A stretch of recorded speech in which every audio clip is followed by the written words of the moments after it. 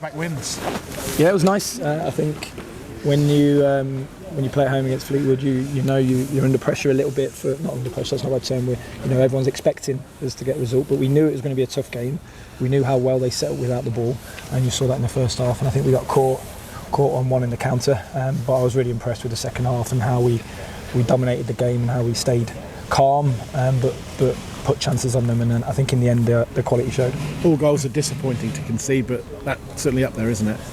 Yeah, but Lucas, he knows. Two saves second half. Yeah, two massive saves. And we have to be honest. Lucas has been brilliant for us this season. So he's made a mistake. He knows that. But and the first thing he did was say sorry to the lads. But that's what great spirit they have. But he's been brilliant for us this season. So we allow him to make one mistake now and again.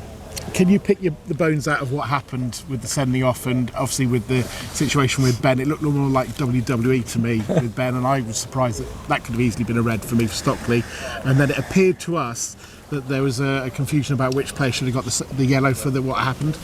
The short answer is no. I don't really know what's happened. So I know there's a lot of confusion with their bench and their players. I saw some little bit of hugging going on, if you like, but I didn't really see anything else because I thought the ball was going in the box, so it sort of happened outside of where I was watching. But then after that, I don't really know what's gone on. It was just a bit of commotion with their bench in the fourth and the referee. So you didn't get to hear what Noel said because he wasn't too far away from you. No, I think they thought he was confused who he was booking or something, and or who it was and who it wasn't. But yeah, he was a bit too far, like you say. It's a bit of distance to the fourth on the bench. And I know that 10 men don't guarantee things either way, do they? Though you can get results with 10 men, and so you must be pleased. Particularly second half, I thought you moved the ball perhaps a bit quicker in that final third in the second half. It's not easy to play against 10 men that play in and be compact and wait for set pieces and transitions, as we know when we were away at Burton. It's not an easy thing to mentally push the game sometimes, but also keep calm and stop transition a lot. So I thought the second half, the way we managed the game was brilliant. I thought at times we create good chances, but also we had to defend well still and win second balls. And I think there's some huge performances out there again. And Teddy Bishop, I thought today was brilliant. But I think to a man we did well again in the second half. And we've talked a few times, haven't we? And your predecessors did as well about how important Hackett and House are to the club. And you saw it in the cross and the goal. Yeah, brilliant cross, brilliant goal. And it's just the quality of those players and the experience they have. And like I say, sometimes it's not just the quality but the experience of playing in this level and being calm against 10 men and not forcing things and making sure you wait for the moments. And I thought it was a great cross and a great header. Adam Jackson went off with an injury. Was it a blow to the face? Yeah, we think it could be a broken nose, so a bit unlucky. We'll see how that is ready for obviously Tuesday, which might be a tough turnaround for him. But yeah, I think it's going to be, let's see tomorrow. And Teddy, you mentioned him, Jimmy gave him man of the match today. We thought he was outstanding. Yeah, I think he's been working hard for a few games now, and I think it's a tough game because it's quite direct. But I thought Teddy and even Connor in there second half, I thought, and Ethan, they just managed the game really well as a three and just calmed the game down at times, and then allowed Rico and Lass to get his goal and allowed the front players to go and do the damage. And it goes underestimated how much it is to control the centre of the pitch, and I think the three of them together there were good.